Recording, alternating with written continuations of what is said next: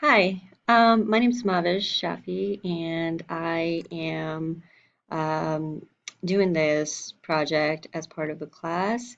Now, I got data from the Climate and Data Explorer, which is part of uh, the work that the World Resources Institute does.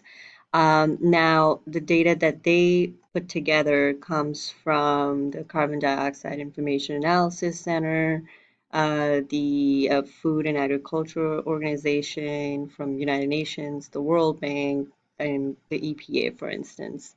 Um, the reason why I looked at this data was because, global warming is a very important issue for the millennials, and going forth, we for certain will look at the different issues that this is going to cause in our everyday lives.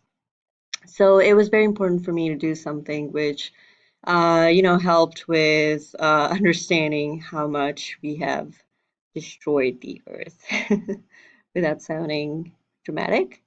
Now, if you look at the data that I got, it shows countries of the world, years from 1990 onwards to 2014, you'll see. It also shows the greenhouse gases emissions, and this is metric ton, just FYI. It shows methane, CH4 stands for methane, N2O stands for nitrous oxide, and CO2, as we know, is carbon dioxide. Then it goes into emissions by sector, and these subsectors would be energy, industrial processes, agriculture, waste, and land use and forestry, and these are sort of empty, and also like fugitive emissions. Now, my job was basically to make different visuals from this data so that someone who's using this data set can get an idea of, what are the trends for different countries over different years and for different greenhouse gases. By the way, methane is very bad for, it is a greenhouse gas, which means it makes it easy for the earth to trap heat, increasing temperatures, which is what we call global warming. And nitrous oxide is the same, and so is CO2. And nitrous oxide also causes acid rain. All right, so the first visual would be this dashboard. I don't know how big this is going to show, but so this is a dynamic dashboard, and it shows you the population by country. So population was a different data set for different countries. So from here you can see I've added some slicers. So first I had to make a pivot table for the data set, and I only chose to include just the population by countries over the years.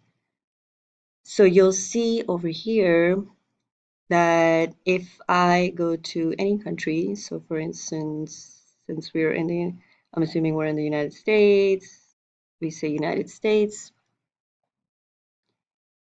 and I can also choose whatever years I want to show. So I want to show 2014, 2013, 2010, yeah, like that. So I can show that, or I can go here and I can say 2014, 13, 12, 11, 10, 9, 8, 7, and I get all the years that I chose. Okay, so I can use the filters up here, or I can use the slicers over here. Okay, next chart would be the emissions of carbon dioxide, nitrous oxide, and methane by countries. And I've chosen the years 2004 to 2014 to show this. Now you can see there are filters up here, and this is the color uh, key for basically the stuff that we're going to show over here. Now, as I mentioned before, This is a different data set, so I couldn't link it to these guys because it's just separate from them. But these two charts are linked together, and so it makes it very useful in order to see different scales and different values changing, but for the same country and for the same year.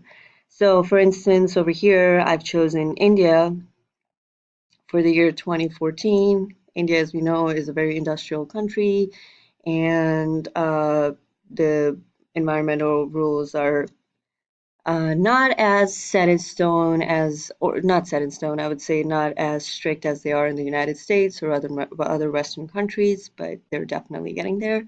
Um, so here I can change the country. So if I go to Iran, for instance, and for the year 2008 or 2010, it's not a dramatic change, but in order to show you the change, I would say you can see that these charts both move together because I've uh, added the connection to both of them by using these slicers over here. I've linked the slicers together. So you'll see that in 2008, for instance, in India, this was the level of N2O, CH4, CO2, and then you'll be like, oh, okay, so where was the CO2 coming from? For instance, the CO2 was coming mostly from the energy sector, as you can see, and then the electricity, heat production, and from agriculture. So this is a dashboard that summarizes sort of everything that's going on. And I'm going to get back to the 3D maps too. Now, I used PowerView for this data set, and I wanted to show the relationship between industrial processes and waste production. So as I think it's a little intuitive, but if you think, okay, would the waste be linked to industrial processes? Is that true? Yes, it's true. Because you'll see in 24, and this is for United States, by the way, and I can filter it from here. I can use these filters. Now, I just said United States, industrial processes, all of them, and waste, whatever's connected to it. And you'll see that as we increase the industrial processes, the waste amount increases as well. So this is a relationship. This is a chart for total greenhouse gases emissions. I'll close this out. I can also close this out. And so this shows you the level of the three gases in a country, the three main greenhouse gases. So for instance, I've chosen to show two countries over here. I could choose to show 4, 8, whatever. Um, but for visual purposes, you can see India versus United States. It's pretty much the same, honestly. Obviously, we see that CO2 emissions are the most. Methane in India is pretty high as compared to United States. Also, the amount of N2O, nitrous oxide, they produce is higher than United States. And so I can also change the countries from here by picking whatever countries I want. And the years are 2000 to 2014. I can also show just the CH4 level, or just the N2O level, or just the CO2 level.